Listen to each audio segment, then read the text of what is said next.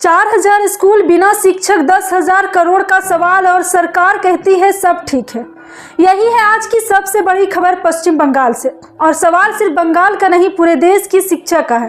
केंद्रीय शिक्षा मंत्री धर्मेंद्र प्रधान ने बड़ा आरोप लगाया है। उनका कहना है पश्चिम बंगाल में करीब 4000 स्कूल ऐसे हैं जहां शिक्षक ही नहीं है।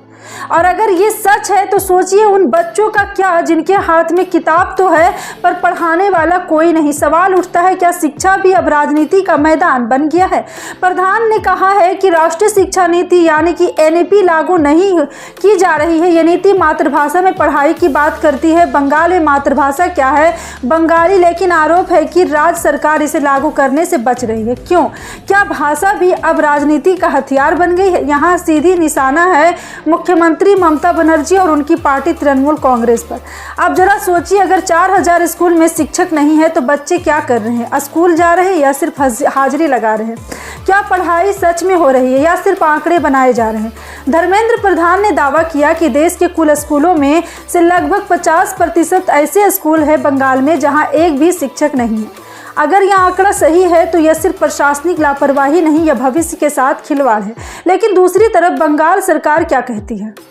राज्य सरकार का कहना है कि केंद्र राजनीति कर रहा है। केंद्र कहता है राज्य जिद कर रहा है और इस लड़ाई में सबसे ज़्यादा नुकसान किसका हो रहा है? बच्चों का। आप बताइए, क्या एक बच्चे को फर्क पड़ता है कि एनईपी किसकी है, केंद्र की या राज्य की? उसे तो बस एक अच्छा शिक्षक चाहिए, एक अच्छा किताब चाहिए और पढ़ने का मौका चाहिए। अब बात करते हैं 10,000 करोड़ की। जी हाँ, आरोप है कि शिक्षा से जुड़े फंड और योजनाओं में देरी और टकराव के कारण हजारों करोड़ अटके हुए हैं। अगर पैसा है, स्कूल है, बच्चे हैं तो फिर शिक्षक क्यों नहीं है?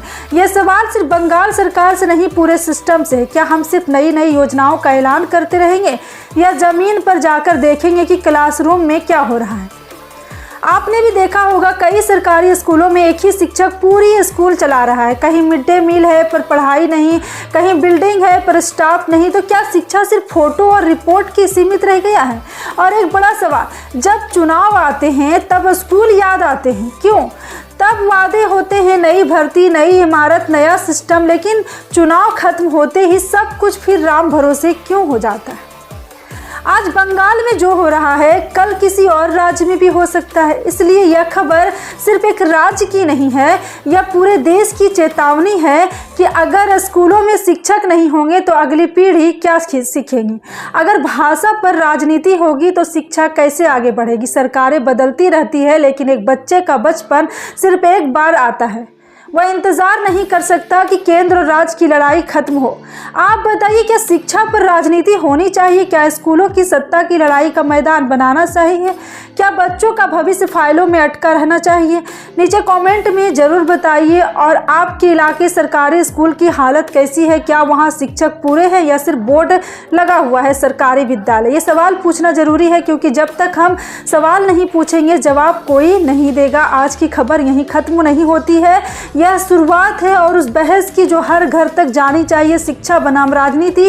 वीडियो पसंद आए हो तो मुद्दा जरूर लगेगा और लाइक जरूर कर दीजिए, शेयर करें ताकि ज़्यादा लोग इस पर बात करें और सब्सक्राइब करें, क्योंकि सवाल पूछना बंद हुआ तो जवाब मिलना भी बंद हो जाएगा। जय हिंद।